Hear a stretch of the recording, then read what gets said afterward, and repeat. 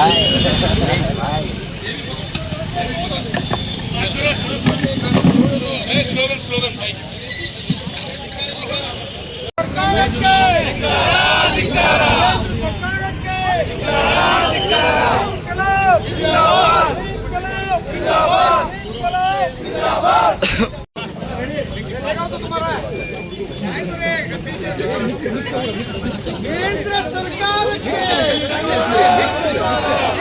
ಸರ್ಕಾರಕ್ಕೆ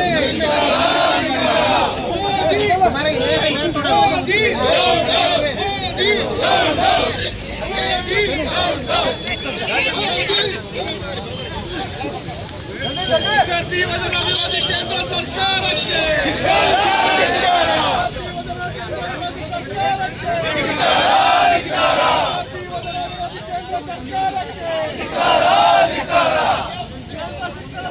ರಾಜೀನಾಮೆ ನೀಡಲೇಬೇಕು. ಶಿಕ್ಷಣ ಸಚಿವರು ರಾಜೀನಾಮೆ ನೀಡಲೇಬೇಕು.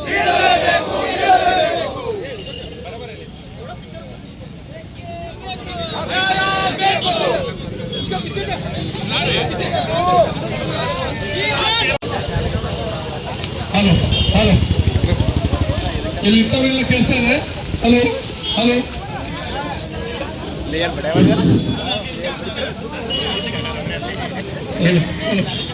Hello hello hello. ಕೇಂದ್ರ ಶಿಕ್ಷಣ ಸಚಿವರು ರಾಜೀನಾಮೆ ನೀಡಲೇಬೇಕು. ಕೇಂದ್ರ ಶಿಕ್ಷಣ ಸಚಿವರು ರಾಜೀನಾಮೆ ನೀಡಲೇಬೇಕು. ಗುಜರಾತ್ನಲ್ಲಿ ನೀಟ್ ಪರೀಕ್ಷೆ ರದ್ದಾಗಲೇಬೇಕು. ಗುಜರಾತಿನಲ್ಲಿ ನೀಟ್ ಪರೀಕ್ಷೆ ರದ್ದಾಗಲೇಬೇಕು. ಗುಜರಾತಿನಲ್ಲಿ ನೀಟ್ ಪರೀಕ್ಷೆ ರದ್ದಾಗಲೇಬೇಕು. 21 ವಿದ್ಯಾರ್ಥಿಯ ಕೊಲೆಗುಡುಕ ಕೇಂದ್ರ ಸರ್ಕಾರಕ್ಕೆ. 21 ಜನ ವಿದ್ಯಾರ್ಥಿಗಳ ಕೊಲೆಗುಡುಕ ಕೇಂದ್ರ ಸರ್ಕಾರಕ್ಕೆ. ವಿದ್ಯಾರ್ಥಿಗಳ ಮೇಲೆ ನಿರಂತರ ದೌರ್ಜನ್ಯ ಮಾಡುತ್ತಿರುವ ಕೇಂದ್ರ ಸರ್ಕಾರಕ್ಕೆ. ಕಣ್ಣು ಮುಚ್ಚಿ ಕುಳಿತಿರುವ ಕೇಂದ್ರ ಸರ್ಕಾರಕ್ಕೆ. ಕಣ್ಣು ಮುಚ್ಚಿ ಕುಳಿತಿರುವ ಕೇಂದ್ರ ಸರ್ಕಾರಕ್ಕೆ. ವಿದ್ಯಾರ್ಥಿಗಳ ಮೇಲೆ ದೌರ್ಜನ್ಯ ಮಾಡುತ್ತಿರುವ ನರೇಂದ್ರ ಮೋದಿ ಅವರಿಗೆ. ವಿದ್ಯಾರ್ಥಿಗಳ ಮೇಲೆ ದೌರ್ಜನ್ಯ ಮಾಡುತ್ತಿರುವ ನರೇಂದ್ರ ಮೋದಿ ಅವರಿಗೆ. Narendra Modi government down down. Central government down down. Central government down down. Hello mister Narendra Modi. Hello mister Narendra Modi. Hello mister Amit Shah. Hello mister Dharmendra Pradhan. Hello mister Narendra Modi. Hello mister Amit Shah. Hello mister Dharmendra Pradhan.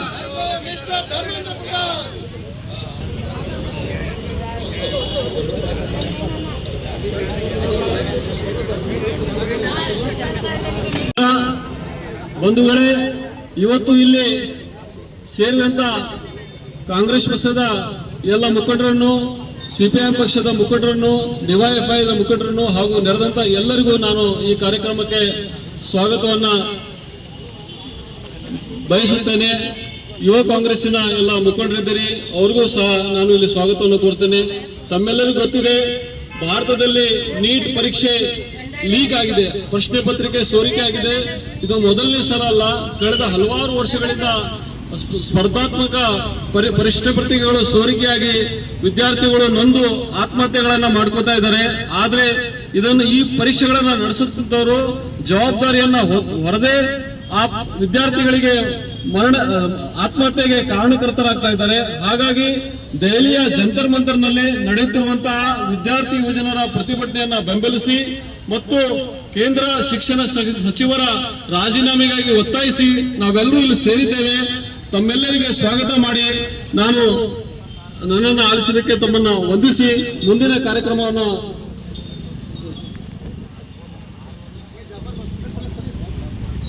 CPIM ಪಕ್ಷದ ಮುಖಂಡರಾದಂತಹ ಸಲೀಂ ಅವರು ಮಾತಾಡಬೇಕಂತ ಕೇಳ್ಕೊತೀನಿ. ಎಲ್ರಿಗೂ ನಮಸ್ಕಾರ. ತಾವೆಲ್ಲ ಗಮನಿಸ್ತಾ ಇರುವ ಹಾಗೆ ದೆಹಲಿಯಲ್ಲಿ ಹಲವಾರು ದಿನಗಳಿಂದ ವಿದ್ಯಾರ್ಥಿಗಳು, ಯುವ ಜನರು ತಮ್ಮ ಮೇಲೆ ಆದಂತಹ ಅನ್ಯಾಯದ ವಿರುದ್ಧ ಪ್ರತಿಭಟನೆಯನ್ನ ನಡೆಸ್ತಾ ಇದ್ದಾರೆ. ನೀಟ್ ಪ್ರಶ್ನೆ ಪತ್ರಿಕೆ ಸೋರಿಕೆಯಾಗಿ ಹಲವಾರು ವರ್ಷಗಳ 1 ವರ್ಷ, 2 ವರ್ಷ, 3 ವರ್ಷ ಪ್ರಯತ್ನದ ನಂತರ ಲಕ್ಷಾಂತರ ರೂಪಾಯಿ ಖರ್ಚು ಮಾಡಿ ಪರೀಕ್ಷೆಯನ್ನ ಕಟ್ಟಿದಂತಹ ಪರೀಕ್ಷೆಯ ಪ್ರಶ್ನೆ ಪತ್ರಿಕೆ ಸೋರಿಕೆಯಾಗಿ ಮನನೊಂದು ಮೇಲಾಗಿ ಯಾರು ಇದಕ್ಕೆ ಕಾರಣೀಕರ್ತರಾಗಿದ್ದಾರೆ ಅವರಿಗೆ ಶಿಕ್ಷೆ ಕೊಡುವಂತಹ ಜವಾಬ್ದಾರಿಯುತ ಹೇಳಿಕೆಯನ್ನು ಸಹ ಕೇಂದ್ರ ಸರ್ಕಾರದಿಂದ ಬರ್ತಾ ಇಲ್ಲ. ಆ ಕಾರಣದಿಂದ ಶಿಕ್ಷಣ ಮಂತ್ರಿ ಆದಂತಹ ಧರ್ಮೇಂದ್ರ ಪ್ರಧಾನ್ ಅವರು ರಾಜೀನಾಮೆ ನೀಡಬೇಕು, ತಪ್ಪಿಸುವ ಶಿಕ್ಷೆ ಆಗಬೇಕು ಅನ್ನುವಂತ ಡಿಮಾಂಡ್ ಅನ್ನ ಇಟ್ಟು ದೆಹಲಿಯಲ್ಲಿ ಜಂತರ್ ಮಂತರ್ನಲ್ಲಿ ಪ್ರತಿಭಟನೆಯನ್ನ ನಡೆಸ್ತಾ ಇದ್ದಾರೆ. ಅದರ ಭಾಗವಾಗಿ ಅದಕ್ಕೆ ಸಪೋರ್ಟ್ ಆಗಿ ದೇಶದಾದ್ಯಂತಹ ಎಲ್ಲ ಸಮಾನ ಮನಸ್ಕ ಸಂಘಟನೆಗಳು, ಯುವ ಜನರ ಪರವಾದಂತಹ ಸಂಘಟನೆಗಳು ಇವತ್ತು ದೇಶದಾದ್ಯಂತ ಪ್ರತಿಭಟನೆಯನ್ನ ನಡೆಸ್ತಾ ಇದ್ದಾರೆ. ಅದರ ಭಾಗವಾಗಿ ಇವತ್ತು ನಾವೆಲ್ಲ ದಾಂಡೇಲಿಯಲ್ಲಿ ಸಾಂಕೇತಿಕ ಪ್ರತಿಭಟನೆಯನ್ನ ಹಮ್ಮಿಕೊಂಡಿದ್ದೇವೆ. ಒಂದು ವೇಳೆ ಕೇಂದ್ರ ಸರ್ಕಾರ ಆ ಯುವ ಜನರ ಬೇಡಿಕೆಗಳಿಗೆ ಸ್ಪಂದಿಸದೆ ಏನಾದರೂ ನಿರ್ಲಕ್ಷ್ಯ ತೋರುವಂತಹ ಧೋರಣೆಯನ್ನ ಮುಂದುವರಿಸಿದರೆ ಮೇಲಾಗಿ ಪ್ರತಿಭಟನೆ ಮಾಡುವ ಹಕ್ಕನ್ನು ಸಹ ಕಸಿದುಕೊಳ್ಳುವಂತಹ ಪ್ರಯತ್ನ ಮಾಡ್ತಾ ಇದ್ದಾರೆ. ಯಾರು ಪ್ರತಿಭಟನೆಯಲ್ಲಿ ಪಾಲ್ಗೊಂಡಿದ್ದಾರೆ, ಯುವ ಜನರು, ಮಹಿಳೆಯರು, ಯುವತಿಯರು, ಅವರ ಮೇಲೂ ಸಹ ಲಾಠಿ ಚಾರ್ಜ್ ಮಾಡಿಸುವಂತಹ ಕೆಲಸ ಕೇಂದ್ರ ಸರ್ಕಾರದಿಂದ ಆಗ್ತದೆ. ಈ ನಡವಳಿಕೆ ಕೇಂದ್ರದ ಈ ನಡವಳಿಕೆಯನ್ನ ನಾವೆಲ್ಲ ಖಂಡಿಸ್ತೇವೆ. ಮುಂದಿನ ದಿನಗಳಲ್ಲಿಯೂ ಸಹ ಈ ರೀತಿಯ ಪ್ರಯತ್ನಕ್ಕೆ ಸರ್ಕಾರ ಕೈ ಹಾಕಿದರೆ, ಜನರ ಸಾರ್ವಜನಿಕರ ಬೇಡಿಕೆಗಳಿಗೆ ಸ್ಪಂದಿಸದೇ ಇದ್ದರೆ ಉಗ್ರ ಹೋರಾಟವನ್ನ ಮುಂದಿನ ದಿನಗಳಲ್ಲಿ ಕೈಗೊಳ್ಳುತ್ತೇವೆ ಅನ್ನುವಂತಹ ಈ ಸಾಂಕೇತಿಕ ಪ್ರತಿಭಟನೆಯಲ್ಲಿ ಇವತ್ತು ನಾವು ಸಿಪಿಎಂ ಪಕ್ಷ, ಸಿಐಟಿಯು, ಕಾಂಗ್ರೆಸ್, ಯೂತ್ ಕಾಂಗ್ರೆಸ್ ಮತ್ತು ಹಲವಾರು ಸಮಾನ ಮನಸ್ಕ ಸಂಘಟನೆಗಳು ಸಹ ಇಲ್ಲಿ ಸೇರಿದ್ದೀವಿ. ಇದೇ ರೀತಿ ದೊಡ್ಡ ಮಟ್ಟದಲ್ಲಿ ಸೇರಿ ಹೋರಾಟವನ್ನ ಮಾಡಿ ಸರ್ಕಾರಕ್ಕೆ ತಕ್ಕ ಉತ್ತರವನ್ನ ನೀಡಲಿಕ್ಕೆ ನಾವು ತಯಾರಾಗಿದ್ದೀವಿ ಅನ್ನುವಂತಹ ಸಂದೇಶವನ್ನ ನೀಡ್ತಾ ನನಗೆ ಆಲಿಸಿದಂತಹ ಮತ್ತು ತಾವೆಲ್ಲರೂ ಇಲ್ಲಿ ಸೇರಿದಂತವರಿಗೆ ಎಲ್ಲರಿಗೂ ವಂದಿಸಿ ನನ್ನ ಮಾತನ್ನ ಮುಗಿಸ್ತೀನಿ. ನಮಸ್ಕಾರ. ನಡೆಯುವಂತಹ ಜಂತರ್ ಮಂತರ್ದಲ್ಲಿ ನಡೆಯುವಂತಹ ವಿದ್ಯಾರ್ಥಿ ಯುವ ಜನರ ಹೋರಾಟವನ್ನ ಬೆಂಬಲಿಸಿ ರಾಷ್ಟ್ರದ ಎಲ್ಲ ಜನರು ಅವರನ್ನ ಬೆಂಬಲಿಸ್ತಾ ಇದ್ದಾರೆ. ಕಾರಣ ಇಷ್ಟೇ, ಇದೇ ಕೇಂದ್ರದ ನರೇಂದ್ರ ಮೋದಿ ಸರ್ಕಾರ ಬಂದಾಗಿಂತ 4 ರಿಂದ 5 ಸರಿ ನೀಟ್ ಪರೀಕ್ಷೆ ಪ್ರಶ್ನೆ ಪತ್ರಿಕೆ ಲೀಕ್ ಆಯಿತು. ಅದರ ಉದ್ದೇಶ ಏನಪ್ಪಾ ಅಂತ ಹೇಳಿದ್ರೆ, ನೀಟ್ ಪರೀಕ್ಷೆ ಅಂದ್ರೆ ರಾಷ್ಟ್ರೀಯ ಅರ್ಹತಾ ಪರೀಕ್ಷೆಯನ್ನ ಪಾಸ್ ಮಾಡಲಿಕ್ಕೆ ಒಂದು ವಿದ್ಯಾರ್ಥಿ ಎಷ್ಟು ಕಷ್ಟಪಡ್ತಾನೆ ಎಂಬುದು ಬಗ್ಗೆ ತಮ್ಮೆಲ್ಲರಿಗೂ ಗೊತ್ತಿದೆ. ಹಾಗಾಗಿ ಈ ನೀಟ್ ಪರೀಕ್ಷೆ ಲೀಕ್ ಆಗಿರೋದ್ರಿಂದ 21 ಜನ ವಿದ್ಯಾರ್ಥಿಗಳು ಸಾವನ್ನ ಒಪ್ಪಿದ್ದಾರೆ. ಆ 21 ಜನ ವಿದ್ಯಾರ್ಥಿಗಳ ಭವಿಷ್ಯದ ಜೊತೆಗೆ ಲಕ್ಷಾಂತರ ವಿದ್ಯಾರ್ಥಿಗಳ ಜೊತೆ ಚೆಲ್ಲಾಟ ಆಡ್ತಕ್ಕಂತ ಕೇಂದ್ರ ಸರ್ಕಾರದ ವಿರೋಧಿ ಧೋರಣೆಯನ್ನ ಖಂಡಿಸಿ ಕೇಂದ್ರ ಶಿಕ್ಷಣ ಸಚಿವರು ರಾಜೀನಾಮೆಯನ್ನ ನೀಡಬೇಕಂತ ಹೇಳಿ ನಾವು ಎಲ್ಲರೂ ಸೇರಿ ಒತ್ತಾಯಿಸ್ತಾ ಇದ್ದೇವೆ. ಕಾರಣ ಇಷ್ಟೇ, ಯಾಕಂತ ಹೇಳಿದ್ರೆ ನೀಟ್ ಪರೀಕ್ಷೆ 2013-14ರಲ್ಲಿ ಬಂದವಾಗ ಅದನ್ನ ಕಾನೂನು ಅಡೆತಡೆಗಳನ್ನ ನಿಲ್ಲಿಸಲಾಗಿತ್ತು. 2015ರಿಂದ ಮತ್ತೆ ನೀಟ್ ಪರೀಕ್ಷೆಯನ್ನ ಪ್ರಾರಂಭಿಸಲಾಯಿತು. ನೀಟ್ ಪರೀಕ್ಷೆ ಇರುವುದ ಕಾರಣದಿಂದ ಪ್ರತಿಯೊಂದು ರಾಜ್ಯಕ್ಕೂ ಕೂಡ ಅನ್ಯಾಯ ಆಗ್ತಾ ಇದೆ ಅಂತ ಹೇಳಿದ್ರು ಕೂಡ ತಪ್ಪಾಗ್ಲಿಕ್ಕಿಲ್ಲ. ವೀರಪ್ಪ ಮೊಯ್ಲಿಯವರ ಸರ್ಕಾರದಲ್ಲಿ ಸಿಇಟಿಯನ್ನ ತೆಗೆದು ಅದನ್ನು ನೀಟಾಗಿ ಪರಿವರ್ತನೆ ಮಾಡ್ಲಿಕ್ಕೆ ಹೋದಾಗ ಇಷ್ಟೆಲ್ಲ ದೊಡ್ಡ ಅವಾಂತರಗಳು ಕೂಡ ಸೃಷ್ಟಿಯಾದವು. ಒಂದು ಸಮಯದಲ್ಲಿ ಇಡೀ ಕರ್ನಾಟಕ ರಾಜ್ಯದಲ್ಲಿ 19,000 ವೈದ್ಯರುಗಳನ್ನ ಕರ್ನಾಟಕ ರಾಜ್ಯ ಒಂದೇ ಈ ದೇಶಕ್ಕೆ ನೀಡ್ತಾ ಇತ್ತು. ಇವತ್ತು ಕರ್ನಾಟಕ ರಾಜ್ಯದ ಮಕ್ಕಳಿಗೆ ಶಿಕ್ಷಣವನ್ನ ವಂಚಿತ ಮಾಡುವಂತ ಗುಜರಾತ್ ಲಾಬಿ ಕೂಡ ನಡೀತಾ ಇದೆ. ಯಾಕಂತ ಹೇಳಿದ್ರೆ ಗುಜರಾತ್ನಲ್ಲಿ ಉತ್ತರ ಭಾರತದಲ್ಲಿ ಅಷ್ಟು ಶಿಕ್ಷಣದ ವ್ಯವಸ್ಥೆ ಇಲ್ಲ. ಆ ಕಾರಣಕ್ಕಾಗಿ ನಮ್ಮ ರಾಜ್ಯಕ್ಕೆ ವಲಸೆ ಬರುವಂತ ಬೇರೆ ರಾಜ್ಯದ ವಿದ್ಯಾರ್ಥಿಗಳು ಕೂಡ ಅದನ್ನ ಸಿಗಲಿ ಅನ್ನೋದು ಒಂದು ಇದರ ಉದ್ದೇಶವಾಗಿತ್ತು. ಆದರೆ ಇವತ್ತು ಶಿಕ್ಷಣ ಎಂಬುದು ಶ್ರೀಮಂತರ ಅಧಿಕಾರ ಆಗಿದೆ. ಆದ್ರೆ ಶಿಕ್ಷಣ ಎಂಬುದು ಉಳ್ಳವರ ಹಕ್ಕಲ್ಲ, ಎಲ್ಲರ ಅಧಿಕಾರ ಆಗ್ಬೇಕಂತ ಹೇಳಿ ನಾವು ಒತ್ತಾಯಿಸ್ತಾ ಇದ್ದಾರೆ. ಅದಕ್ಕಾಗಿ ನಾವಷ್ಟೇ ಅಲ್ಲ, ಇಡೀ ದೇಶದ ಜನರು ಈ ಒಂದು ಯುವಜನರ ಹೋರಾಟಕ್ಕೆ ಬೆಂಬಲಿಸ್ತಾ ಇದ್ದಾರೆ. ಧರ್ಮೇಂದ್ರ ಪ್ರಧಾನ್ ಅವರಿಗೆ ಇದರ ಬಗ್ಗೆ ಅರಿವೇ ಇಲ್ಲ. ಯಾಕಂತ ಹೇಳಿದ್ರೆ ಅವರ ಮಗಳು ಅಮೆರಿಕಾದಲ್ಲಿ ಓದ್ತಾ ಇದ್ದಾರೆ. ಅದಕ್ಕಾಗಿ ಈ ದೇಶದ ವಿದ್ಯಾರ್ಥಿಗಳ ಬಗ್ಗೆ ಅವರಿಗೆ ಕಾಳಜಿ ಇಲ್ಲ. 1993ರಲ್ಲಿ ಪೇಪರ್ ಲೀಕ್ ಆದಾಗ ಇದೇ ಧರ್ಮೇಂದ್ರ ಪ್ರಧಾನ್ ಅವರು ಅಂದಿನ ಎಬಿವಿಪಿ ಮುಖಂಡರಾಗಿದ್ದಾಗ ವಿಧಾನಸಭೆಯನ್ನ ನುಗ್ಗಲಿಕ್ಕೆ ಪ್ರಯತ್ನ ಪಟ್ಟಿದ್ರು. ಅವಾಗ ಅವರನ್ನ ಯಾರೂ ಕೂಡ ದೇಶದ್ರೋಹಿ ಅಂತ ಕರೆದಿಲ್ಲ. ಯಾಕಂತ ಹೇಳಿದ್ರೆ ಆ ಸಮಯದಲ್ಲಿ ಈ ದೇಶದ ಪ್ರಧಾನಮಂತ್ರಿಗಳು ಕನ್ನಡಿಗರು ಎಚ್.ಡಿ. ದೇವೇಗೌಡರಾಗಿದ್ರು. ಅವರನ್ನ ಯಾರು ಕೂಡ ದೇಶದ್ರೋಹಿ ಅಂತ ಕರೆದಿಲ್ಲ. ಅವರ ಯಾರನ್ನು ಕೂಡ ತುಕಡೆ ಗ್ಯಾಂಗ್ ಅಂತ ಕರೆದಿಲ್ಲ. ಅವರನ್ನ ಯಾರು ಕೂಡ ಕಾಂಗ್ರೆಸ್ ಏಜೆಂಟ್ ಅಂತ ಕರೆದಿಲ್ಲ. ಅವರನ್ನ ಯಾರು ಕೂಡ ಚೈನಾ ಏಜೆಂಟ್ ಅಂತ ಕರೆದಿಲ್ಲ. ಆದ್ರೆ ಇವತ್ತು ಈ ದೇಶದ ಯುವಜನರನ್ನ, ವಿದ್ಯಾರ್ಥಿಗಳನ್ನ ಪ್ರತಿಭಟನೆ ಮಾಡೋರನ್ನ ಇವರು ಚೈನಾ ಏಜೆಂಟ್ಗಳು, ಇವರು ಪಾಕಿಸ್ತಾನಿ ಏಜೆಂಟ್ಗಳು, ಇವತ್ತು ತುಕಡೆ ಗ್ಯಾಂಗ್ಗಳು, ಅರ್ಬನ್ ನಕ್ಸಲೈಟ್ಗಳು, ಇವರು ಕಮ್ಯುನಿಸ್ಟ್ ವಾದಿಗಳು ಅಂತ ಹೇಳಿ ಆರೋಪಿಸ್ತಾ ಇದ್ದಾರೆ. ಯಾಕಂತ ಹೇಳಿದ್ರೆ ಅವರ ಮಕ್ಕಳು ಮಾತ್ರ ಅಮೆರಿಕಾದಲ್ಲಿ ಓದಬೇಕು. ಇಲ್ಲಿ ಖಾಸಗಿ ಶಿಕ್ಷಣ ಸಂಸ್ಥೆಗಳು ಅವರ ಪಾಲಾಗಿದ್ದಾವೆ. ಸರ್ಕಾರಿ ನೀಟ್ ಪರೀಕ್ಷೆ ಬರೆಯೋರು ಬಡ ವಿದ್ಯಾರ್ಥಿಗಳು, ಬಡವರನ್ನ ಅದರ ಅವಶ್ಯಕತೆ ಇದೆ. ಹಾಗಾಗಿ ಇವರೆಲ್ಲ ಪೇಮೆಂಟ್ ಸೀಟ್ ಕೊಡೋರು, ತಮ್ಮ ಮಕ್ಕಳನ್ನ ವಿದೇಶದಲ್ಲಿ ಕಳಿಸೋರು, ಅವರಿಗೆ ಇದ್ರ ಬಗ್ಗೆ ಅರಿವೇ ಇಲ್ಲ. ಅದಕ್ಕಾಗಿ ಈ ವಿದ್ಯಾರ್ಥಿಗಳ ಮೇಲೆ ಇಂಥ ಆರೋಪವನ್ನ ಮಾಡ್ತಾ ಇದ್ದಾರೆ. ಅದಕ್ಕಾಗಿ ನಾವು ಹೇಳ್ತಾ ಇರೋದು ಇಷ್ಟೇ, ಇವತ್ತು ನಮ್ಮ ಹತ್ರ ಇಷ್ಟು ಸಣ್ಣ ಪ್ರಮಾಣದಲ್ಲಿ ನಾವು ಇವತ್ತು ಸೇರಿದ್ದೇವೆ. ಈ ಮುಂದಿನ ದಿನಗಳಲ್ಲಿ ಕೇಂದ್ರ ಸರ್ಕಾರದ ಸಚಿವರಾಗಿರ್ತಕ್ಕಂಥ ಧರ್ಮೇಂದ್ರ ಪ್ರಧಾನ್ ಅವರು ರಾಜೀನಾಮೆ ನೀಡಿಲ್ಲ ಅಂತ ಹೇಳಿದ್ರೆ ಮತ್ತು ಕೂಡ ಉಗ್ರ ಪ್ರತಿಭಟನೆ ದೇಶದಲ್ಲಿ ಆಗ್ಬೋದು.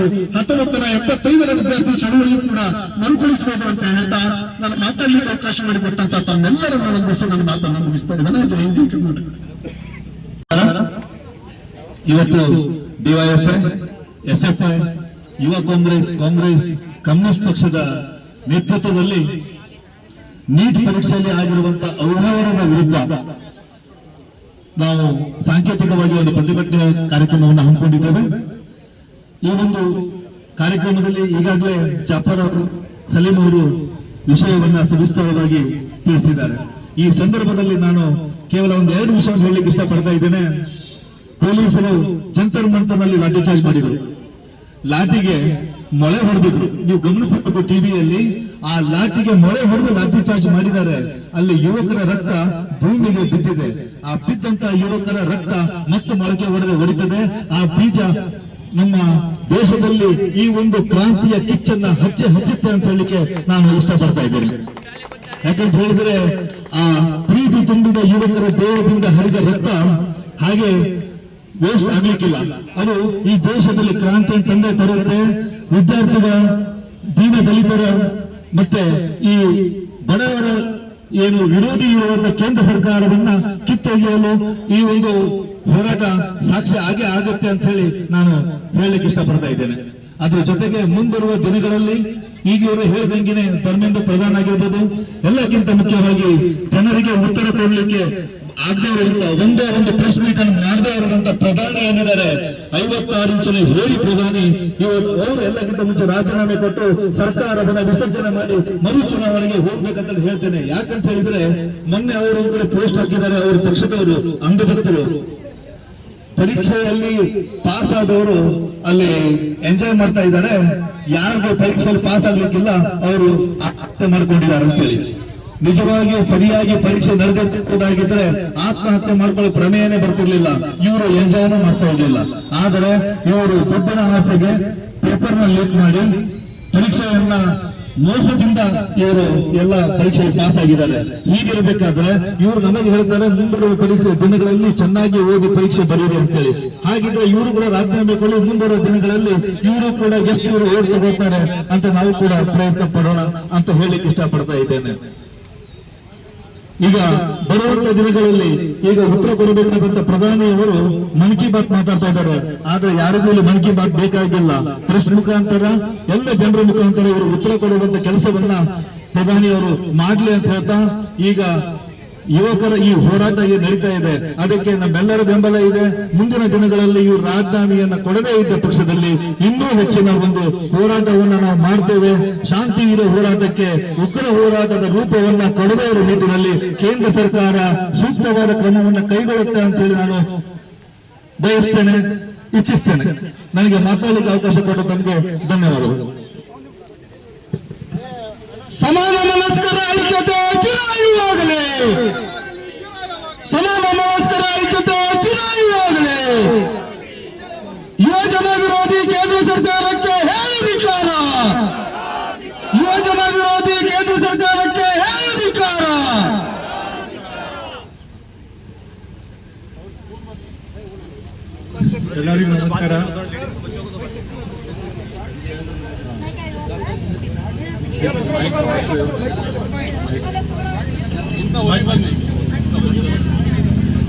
ಇವತ್ತಿನ ದಿವಸ ನಾವಿಲ್ಲಿ ನೀಟ್ ಪೇಪರ್ ಲೀಕ್ ಆಗಿದ ಬಗ್ಗೆ ಪ್ರತಿಭಟನೆಯನ್ನು ಮಾಡ್ತಾ ಇದ್ದೀವಿ.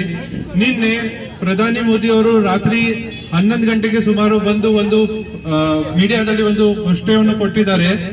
ಆ ಮೀಡಿಯಾದಲ್ಲಿ ಏನ್ ಕೊಟ್ಟಿದ್ದಾರೆ, ನಾವು ಮಾಡಿದ್ದು ಏನವರು ಈಗ ಫಾಸ್ಟ್ ಟ್ರ್ಯಾಕ್ ಕೋರ್ಟ್ಸ್ ಅನ್ನು ಸೆಟ್ ಮಾಡಿ ಯಾರು ಪೇಪರ್ ಲೀಕ್ ಮಾಡಿದ್ದಾರೆ ಅವರಿಗೆ ಶಿಕ್ಷೆಯನ್ನು ಕೊಡ್ತೀವಿ ಅಂತ ಹೇಳಿ ಅವರು ಮಾತನ್ನು ಕೊಟ್ಟಿದ್ದಾರೆ.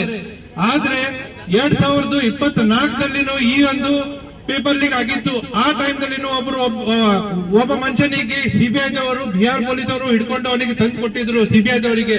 ಆ ಸಿಬಿಐದಲ್ಲಿ ಬಂದಿದ್ದ ಹುಡುಗನಿಗೆ ಯಾವುದು ಇದು ಇಲ್ಲ, ಲಿಂಕ್ ಇಲ್ಲ ಅಂತೇಳಿ ಅವನಿಗೆ ಕ್ಲೀನ್ ಚೀಟ್ ಕೊಟ್ಟಿದ್ದಾರೆ. ಮತ್ತೆ ಪ್ರಧಾನಿ ಮೋದಿ ಅವರು ಬಂದು ಅದೇ ಮಾತನ್ನು ಈ ಟೈಮ್ನಲ್ಲಿ ಮತ್ತೆ ಅದೇ ಆಶ್ವಾಸನೆಯನ್ನು ಕೊಟ್ಟು ಹೋಗಿದ್ದಾರೆ ಹುಡುಗರಿಗೆ. ಆದ್ರೆ ನಮ್ಗೆ ಆಶ್ವಾಸನೆಯನ್ನು ಬೇಡ, ನಮ್ಗೆ ಬೇಕಾಗಿರೋದು ಧರ್ಮೇಂದ್ರ ಪ್ರಧಾನ್ ಅವರದ್ದು ರೆಸಿಗ್ನೇಷನ್. ಆ ರೆಸಿಗ್ನೇಷನ್ ಅನ್ನು ಕೊಡ್ಲೇಬೇಕು. ಯಾಕಂದ್ರೆ ಇದರಲ್ಲಿ ನಮ್ದು ಯುವಕರದ್ದು ಒಂದು ಅವ್ರದ್ದು ಮುಂದಿನ ಫ್ಯೂಚರ್ ಲೈಫ್ ಇದೆ. ಆ ಲೈಫ್ ಅನ್ನು ಅವರು ಕಷ್ಟದಲ್ಲಿ ಹಾಕ್ಬಿಟ್ಟಿದ್ದಾರೆ. 2022 ತಗೊಂಡು 2025ವರೆಗೆ ಟೋಟಲ್ ಇವತ್ತಿಗೂ 52 ಪೇಪರ್ ಅನ್ನು ಲೀಕ್ ಮಾಡಿದ್ದಾರೆ. ಆ ಪೇಪರ್ ಲೀಕ್ ಮಾಡಿದ್ದು ಹುಡುಗರಿಗೆ ಇನ್ನುವರೆಗೂ ನ್ಯಾಯ ಸಿಗಲಿಲ್ಲ. ಆ ನ್ಯಾಯವನ್ನು ಈ ಸಲ ಜಂತರ್ ಮಂತರದಲ್ಲಿ ಯಾರು ಹುಡುಗರು ಕುಂತು ಅದನ್ನು ಮಾಡ್ತಾ ಇದ್ದಾರೆ ಅವರಿಗೂ ಅವರು ಒಂದು ಟ್ಯಾಗ್ ಕೊಡ್ತಾ ಇದ್ದಾರೆ, ಆಂಟಿ ನ್ಯಾಷನಲ್ ಅಂತ ಹೇಳಿ. ಆ ಟ್ಯಾಗ್ ಅನ್ನು ದಯವಿಟ್ಟು ಕೊಡ್ಬೇಡ್ರಿ. ಯಾಕಂದ್ರೆ ಅಲ್ಲಿ ಸ್ಟ್ರೈಕ್ ಮಾಡಿ ಕುಂತಿರೋರು ನಮ್ಮ ದೇಶದ ಯುವಕರು, ಅವರಿಗೆ ನ್ಯಾಯ ಕೊಡ್ಬೇಕಂತೇಳಿ ನಾ ಇಲ್ಲಿ ಒಂದು ವಿನಂತಿಯನ್ನು ಮಾಡ್ತಾನೆ. ನನಗೆ ಮಾತಾಡಿ ಕೊಟ್ಟಿದ್ದ ಧನ್ಯವಾದಗಳು. ಹಾಗೆ ಇಲ್ಲಿ ಯುವಕರು ಬಂದಿದ್ದಾರೆ, ಅವರಿಗೂ ಒಂದು ಬಂದು ಮಾತಾಡ್ಲಿಕ್ಕೆ ಅವಕಾಶ ಕೊಡ್ಬೇಕಂತ ವಿನಂತಿ ಮಾಡ್ತಾರೆ. A very good evening to everyone present here. I really appreciate the efforts all have taken to be here present for this protest. And we the citizens of India to be dependent on the education system, we face criticism, we face harassment, and people here in Jantar Mantar are facing brutality which is being faced by a lot of people. And we here are not to normalize the injustice that we are facing as the citizens of India, as the people, those who are encouraged to study, to educate themselves and to move forward. So we stand with all the people who are protesting and who are against this, because we are the proud citizens and we end anti-national. Thank you everyone. ಎಲ್ಲರಿಗೂ ನಮಸ್ಕಾರ.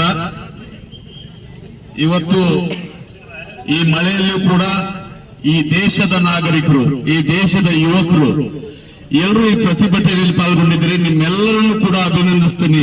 ಯಾಕೆ ಅನ್ನುವಂತ ವಿಷಯ ತಮಗೆಲ್ಲರೂ ಗೊತ್ತು. ಇವತ್ತು neat ಪರೀಕ್ಷೆಯ ಕಾಗದ leak ಆಗಿದೆ ಅನ್ನುವಂತ ನಮ್ಮ ದೇಶದ ಯುವ ಪಡೆಗಳು ಅದರ ವಿರೋಧ ಪ್ರತಿಭಟನೆ ಮಾಡ್ತಾ, ಅದು ನಿಜವಾಗಿಯೂ ಆಗಿದೆ, ಅದು ಯಾರಿಂದ ಆಗಿದೆ, ಕೇಂದ್ರ ಸರ್ಕಾರದ ಶಿಕ್ಷಣ ಸಚಿವರು ಆ ಹೊಣೆ ಹೊರಬೇಕು ಮತ್ತು ರಾಜೀನಾಮೆ ನೀಡಬೇಕು ಅನ್ನುವಂತ ವಿಷಯವನ್ನು ಮುಂದಿಟ್ಟುಕೊಂಡು ರಾಷ್ಟ್ರದ ರಾಜಧಾನಿಯಲ್ಲಿ ಜಂತರ್ ಮಂತರದಲ್ಲಿ ಈ ಪ್ರತಿಭಟನೆ ಪ್ರಾರಂಭವಾಯಿತು. ಈ ಪ್ರತಿಭಟನೆಯನ್ನು ಹತ್ತಿಕ್ಕಲು ಯುವಕರ ಮೇಲೆ ಲಾಠಿ ಚಾರ್ಜ್ ಮಾಡಲಾಯಿತು. ಯುವಕರನ್ನು ಎಗ್ಗ ಯಾವ ರೀತಿ ಶಾಲೆಯಲ್ಲಿ ಕೂಡ ಶಿಕ್ಷಕರು ಕೂಡ ಮಕ್ಕಳಿಗೆ ಹೇಳುವುದಿಲ್ಲ, ಅಥವಾ ಯಾವುದೋ ಒಬ್ಬ ಕೈದಿ ಅಥವಾ ಒಬ್ಬ ಅಪರಾಧಿಯನ್ನು ಪೊಲೀಸರು ಕೂಡ ಹೊಡೆಯುವುದಿಲ್ಲ, ಆ ರೀತಿ ಯುವಕರನ್ನು ಹೊಡೆದರು. ಇದು ಈ ದೇಶದ ಯಾವುದೋ ಒಂದು ಸಮಂಜಸವಾದಂತ ಮಾತಲ್ಲ. ಯಾಕಂತ ಹೇಳಿದ್ರೆ ಈ ರಾಷ್ಟ್ರ ಆಳ್ತಿದ್ದಂತ ಭಾಜಪ ಸರ್ಕಾರ ಯುವಕರನ್ನ ತಗೊಂಡನೇ ಇವತ್ತು ಅಧಿಕಾರದಲ್ಲಿ 14 ವರ್ಷವನ್ನು ಕಳೀತಾ ಇದ್ದಾರೆ.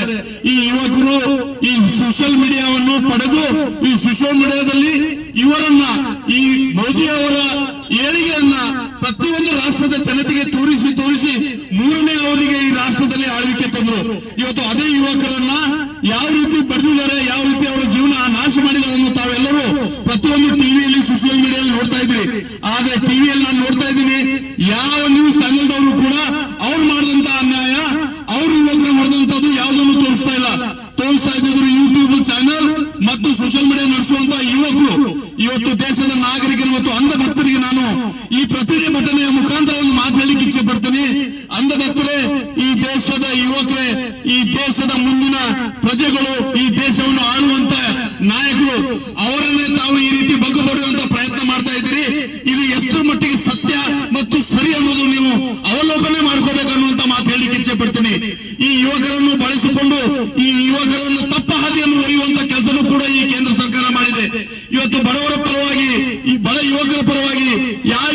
ತಂದೆ ತಾಯಿ ಸಾಲ ಮನೆ ಮಾರಿ ಹೊಲ ಮಾರಿ ಆ ಯುವಕರ ವಿದ್ಯಾಭ್ಯಾಸ ಮಾಡಿಸ್ಲಿಕ್ಕೆ ಹೆಚ್ಚಿನ ಉನ್ನತ ಪಡೀಲಿ ಅನ್ನುವಂತ ಕಷ್ಟಪಟ್ಟಂತ ತಂದೆ ತಾಯಿಗಳು ಇವತ್ತು ಯಾವ ಮಟ್ಟಿಗೆ ಬಂದು ಹೇಳ್ತಾ ಇದ್ದಾರೆ, ನನ್ನ ಮಕ್ಕಳ ಜೀವನ ಹಾಳಾಯ್ತು, ನನ್ನ ಮಗು ಆತ್ಮಹತ್ಯೆ ಮಾಡ್ಕೊಂತು, ನನ್ನ ಮಗು ತನ್ನ ಕೂಗವನ್ನು ದೇಶದ ನಾಗರಿಕರಿಗೆ ಕೇಳಿ ಅಂತೇಳಿ ಪ್ರತಿಭಟನೆಯಲ್ಲಿ ಪಾಲ್ಗೊಂಡ್ರೆ ಅವರಿಗೆ ಲಾಠಿ ಚಾರ್ಜ್ ಮಾಡಿದ್ರು.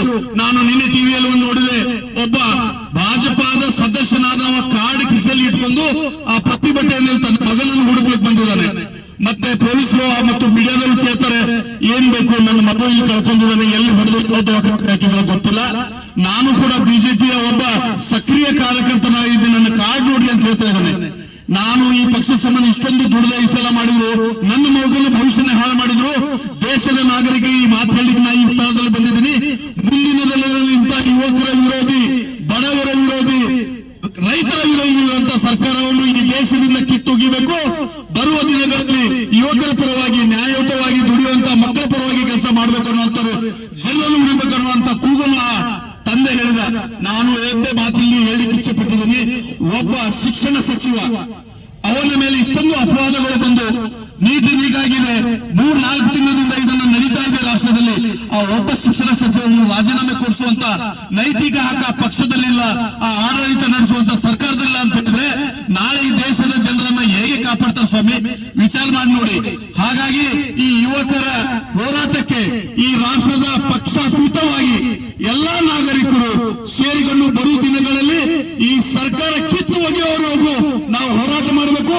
ಮತ್ತು ಆ ಯುವಕರ ನ್ಯಾಯಯುತವಾದಂತಹ ಬೇಡಿಕೆಯನ್ನು ಇಟ್ಟಿದ್ದಾರೆ. ಅವರು ಯಾವ ಯುವಕರ ಮೇಲೆ ಕೇಸ್ ಹಾಕಿದ್ದಾರೆ ಆ ಕೇಸನ್ನು ತೆಗಿಬೇಕು, ಶಿಕ್ಷಣ ಸಚಿವರು ರಾಜೀನಾಮೆ ನೀಡಬೇಕು ಮತ್ತು ನೀಟ್ ಪರೀಕ್ಷೆ ಎಲ್ಲರಿಗೂ ಸಮರ್ಪಕವಾಗಿ ಆಗುವಂತೆ ವ್ಯವಸ್ಥೆ ಮಾಡಬೇಕು ಅನ್ನುವಂತ ಏನು ಆ ಯುವಕರು ಕೂಗಿಟ್ಟಿದ್ದಾರೆ.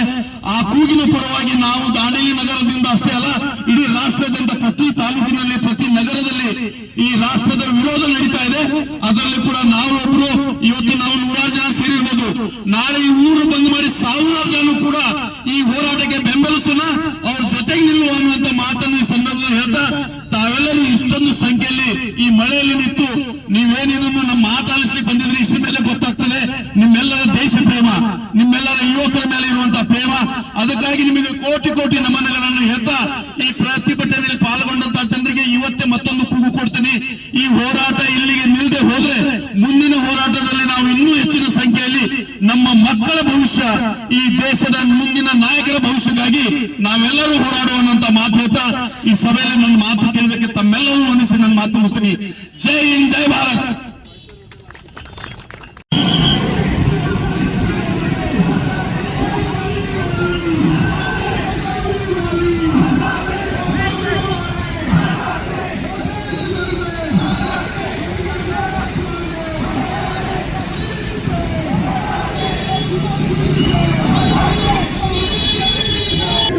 ಸೊ ಫ್ರೆಂಡ್ಸ್, ಇದಿತ್ತು ಇವತ್ತಿಂದು ನಮ್ಮ ದಾಂಡೇಲಿದು ಪ್ರೊಟೆಸ್ಟ್ ಫುಲ್ ಲಾಗ್ ವಿಡಿಯೋ. ಹೇಗೆ ಅನ್ನಿಸ್ತು, ನಿಮ್ಮ ಅಭಿಪ್ರಾಯ ಏನಿದೆ ಇದ್ರ ಬಗ್ಗೆ, ನೀಟ್ ಎಕ್ಸಾಮ್ ಪೇಪರ್ ಲೀಕ್ ಆಗಿದ್ದ ಬಗ್ಗೆ ಅಂತ ನಿಮ್ಮ ಅಭಿಪ್ರಾಯ ತಿಳಿಸಿ, ಕಮೆಂಟ್ ಮಾಡಿ.